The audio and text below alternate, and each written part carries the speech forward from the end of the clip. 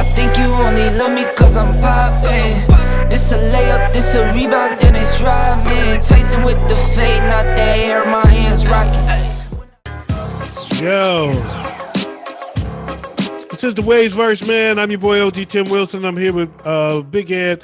And of course, I'm with Waves. It is the Waves Verse, that is. So since we got Waves in the building, we're gonna let Waves take the lead right now and get us back into it as we count down.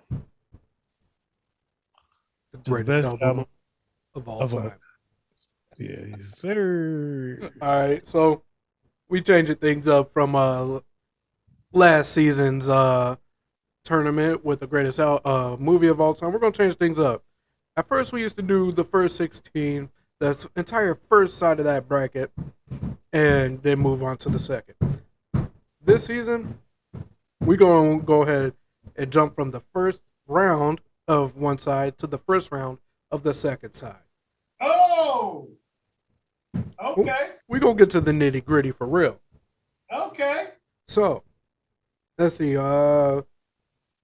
Big Ed, you went last time, which means that it will start with me this round. Actually, we're going to go reverse order. We're going to change the order up. We're going to start off with OG, and then we're going to go around the opposite way, going to Big Ed, and then myself. Ooh, okay. Switch it up. All right. So Big Ed gets to cheat off of me like you like to do. He said, so you going to switch it on? Flip mode is the greatest. Yo. Why did that now not get in here? This first matchup, y'all get ready, because to me, it's a very interesting matchup.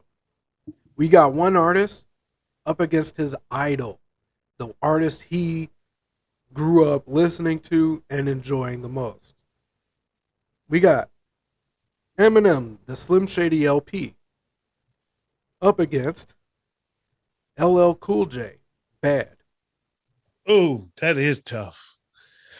That is tough as fuck.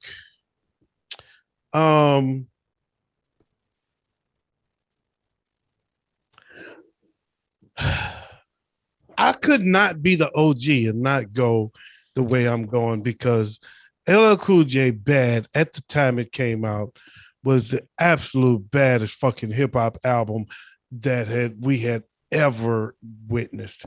It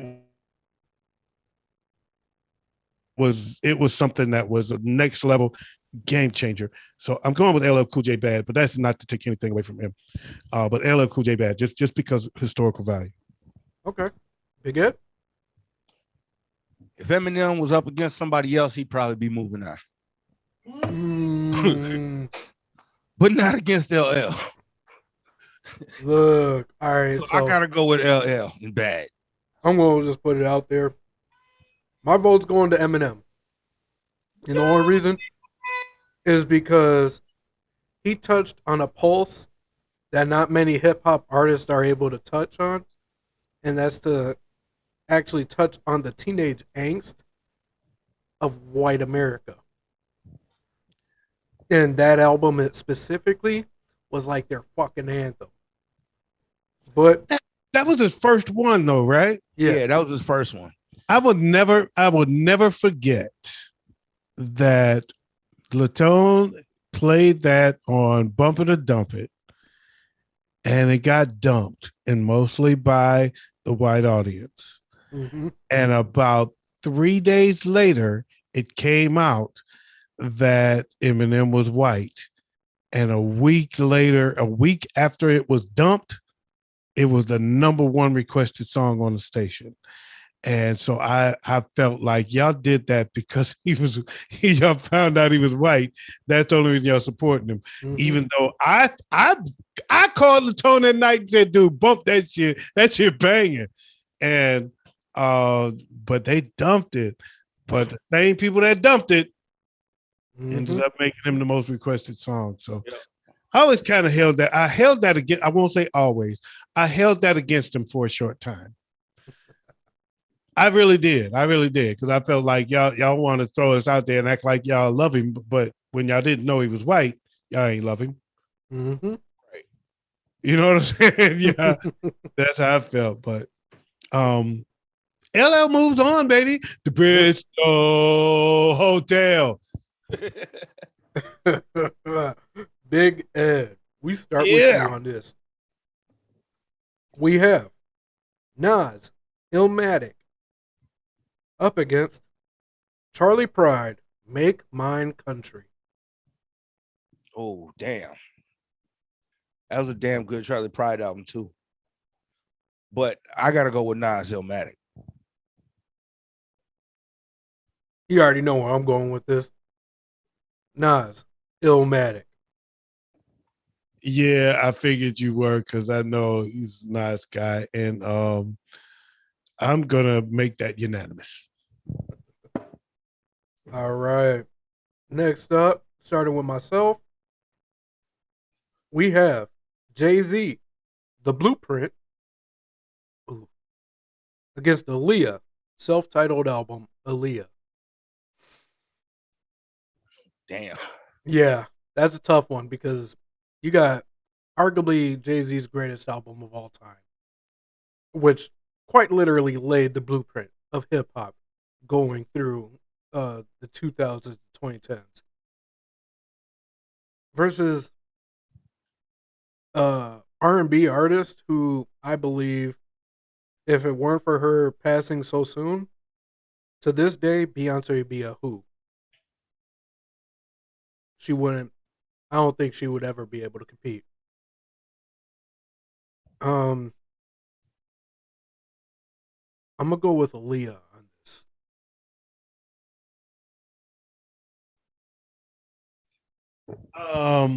I don't even know in this field if age ain't nothing but a number made the field, It but did not. that's a damn shame because I actually liked that album just as much as I like this album. It's funny. I was talking to somebody fairly recently, and I don't remember who it was, but they were telling me that they were a late bloomer with appreciating Jay-Z. He said, I don't know what it was about him that I didn't like at first, and after a while, I caught on, and I started liking him, and I went back and listened to his older stuff, and I could vibe with him now. I was the same way. I was a late bloomer with Jay-Z. I didn't like Jay-Z that much at first. For me, it was the voice that didn't do it for me, and over time, I started vibing with him, and I was like, okay, Jay-Z's live. I liked some of the beats in the early shit. I liked song here and there, but it wasn't until later on when I really started appreciating Jay-Z and going back and listening to the older works and really appreciating them. So because of that, it's only fair that at the time that these albums were out and these albums were peaking, I was more of an Aaliyah fan than I was a Jay-Z fan, quite frankly. So I am going to go with Aaliyah, even though I know it's probably shameful for the Blueprint to go out so early. But I'm going to go with Aaliyah. Well, I'm going to go ahead and throw my vote in the ring for Blueprint. All right. Respectable. And again, another respectable. Even if it would have been a unanimous, it was not a landslide. No. Right. Because Blueprint is a dope project. All right. But I never respected the fact that he stole KRS-One shit. Yeah. All right. OG, we're starting with you. KRS-One came out with the Blueprint first. You did. Blueprint of Hip Hop was a KRS-One album. Yeah. And he just straight up stole his shit. And I never respected that. And that's why it took me forever to even bother to listen to that fucking album. I was mad about it. That biting was not acceptable in my day. All right. OG, we're going to start with you here. We have Tupacalypse up against Johnny Cash at Folsom Prison. Love that Johnny Cash at Folsom Prison. I can't fucking lie. There's very few country albums and songs I know. I happen to know that one, and I love the fuck out of it. But Tupacalypse Now happens to be one of the album that made me appreciate Tupac. So I'm going with the Tupacalypse. Okay, Big Ed. I'm also going with Tupacalypse. Okay. Well, I was going to do this anyway. I'm voting Johnny Cash. And I respect that. I respect that. I respect that. That's a good album. That Johnny Cash is one of the few country artists that I actually am into. And I told you I'm gonna be true to me. So right. If something like that's gonna win, it's gonna win despite me. I know for me personally, although that one was close. If that could have won up against something else. Tupacalypse just happened to be too good of an album for me to not vote for. But if that could have won over some other shit, because I love that fucking Johnny Cash album. Look, all right, so starting with you, Big Ed.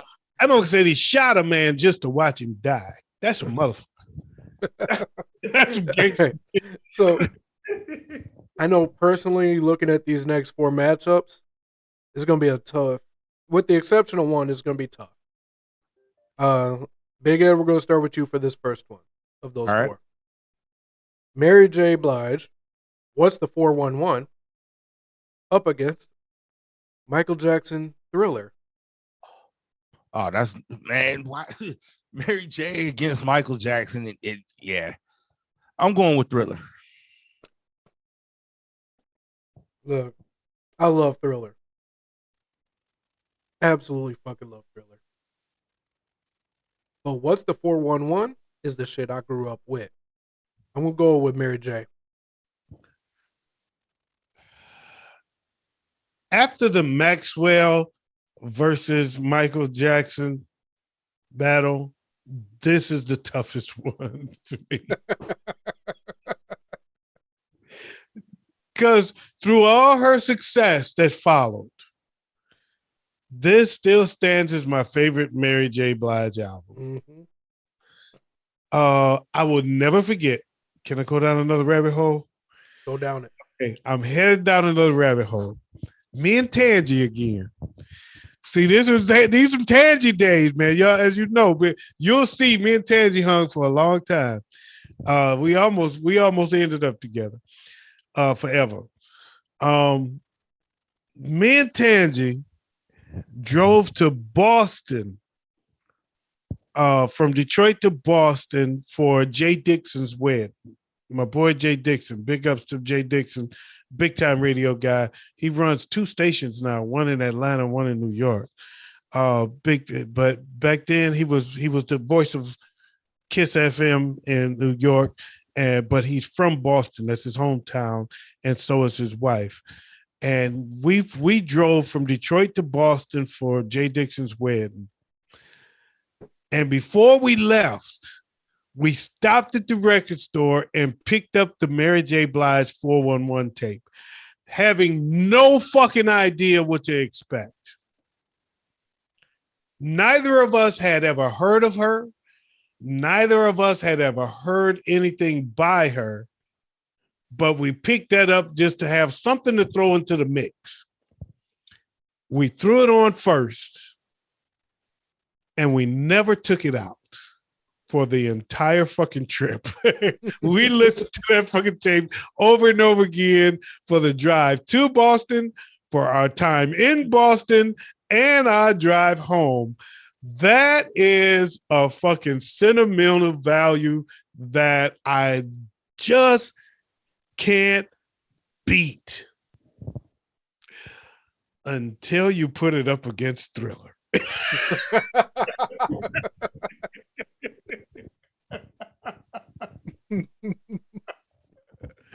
Because Thriller is the game changer of all game changers. Thriller changed music videos. It changed everything. Music videos was not a thing until Billie Jean. Yep. Billie Jean Beat It. He topped it with Beat It.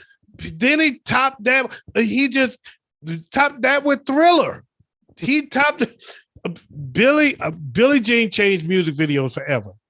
Yep. And then he topped it with Beat It. Then he topped that with Thriller. Niggas started dance groups doing the Thriller shit. Okay. Nigga, Thriller is the game changer of all game changers. And ain't no doubt. Is there I don't think there's only one other album that could have been up against Mary J. Blige's 411 and 1. And Thriller is one of them. It's only 2 albums that I pick over that one, and this is one of them. And I feel like horrible that this is first round. I feel absolutely like shit that this is happening this early in the game. That's what I do. This is horrible, man. I'm sorry, Tangy. All right, Thriller moves on. Now, starting with myself, we have Tupac, Me Against the World, up against Missy Elliott, Super Duper Fly. Woo. Woo. Who's up? It's on me. And I'll be honest. Personally, this is my favorite Tupac album. Me Against the World is, to me, was always next level. But when Missy Elliott came out with that fucking fly suit, it did the goddamn video. That was next level for me.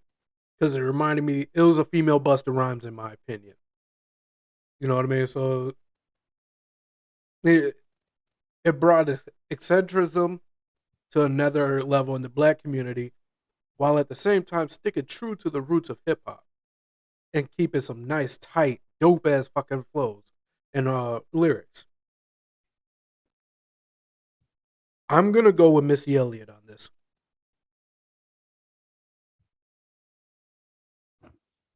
So me? It is. Missy brought female rappers back with this. When she did this album, she brought the female rapper back into the game. I will never forget when me and my boy Skin was making a porno flick in my basement, and Wait, pause. Hold on, you and your boy Skin was making a. I would keep going. It was some hoes, of course. We wasn't doing it together. We had some hoes. We were making a porn flick with these hoes down in my basement, and my boy Billy T was on the radio, and he knew we were what we were up to, because we had talked to him earlier that night. We called him while we were there, told him what was going on, and so he played that song for us while we were rocking that boom, boom, boom, boom, boom, boom. And it was just a blast in the room when I'm doing my thing and she says, me, and Timothy, right? So anyway, it was just the highlight of the night. And it's up against what? Super Duper Fly is up against something huge. Tupac, Me Against the World. And unfortunately, I'm in agreement with you. That is probably, arguably my favorite, the best Tupac album. One of my favorite Tupac albums, arguably my favorite. I would say that is. So I'm going to go with Tupac. That's just too good of an album. And that was the album that had to shed so many tears, that became such a storied song when he passed away. That shed so many tears was like him speaking to you from beyond.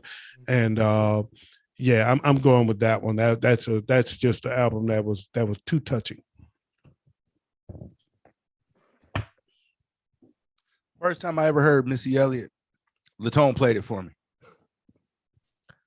But I'm gonna have to go with OG and Tupac with Me Against the World. Okay. I hope I don't bore you up with my stories, man, but my stories be fun to me.